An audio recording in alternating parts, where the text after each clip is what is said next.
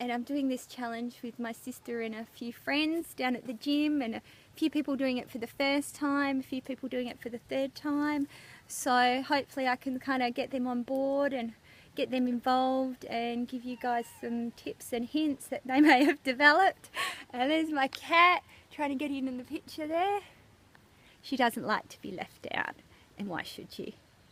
So there we go. And food prep, so the best probably advice I can give anyone doing this for the first time is buy your powder up front, the protein powder. A lot of people don't like taking it. A lot of people think, oh, they're selling out by taking the protein powder. It took me a long time to get used to the protein powder, but I didn't mind the Maxines because it tasted a lot better than the other protein powders out there. You do get used to it. It did take me about 6 or 7 weeks last time, so I'm really looking forward to this time not having to get used to the powder because I'm already used to it and I can just sort of keep taking it. My advice with the powder is buy your powder up front, maybe a month at a time, because as the program gets on, it starts to get hard to get, and especially because I live in a small town and not many people sell it.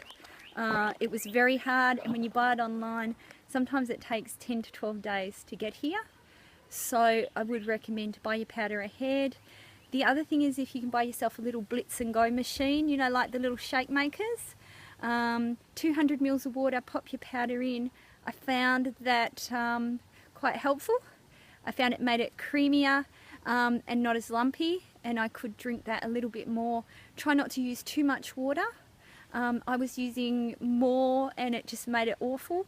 When someone told me to cut it down and use only about 200 mils, it made all the difference.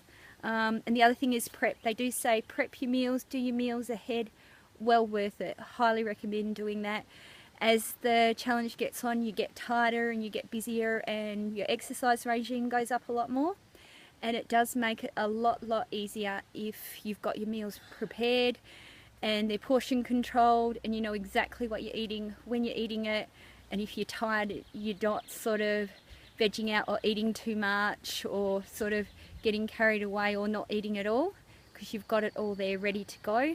And it does make it much easier at 5 o'clock in the morning when you get up to head to the gym and off to work. You just pop it in your bag and you're good to go. So anyway, this is Alison to the Max signing off, and hoping to see you next week.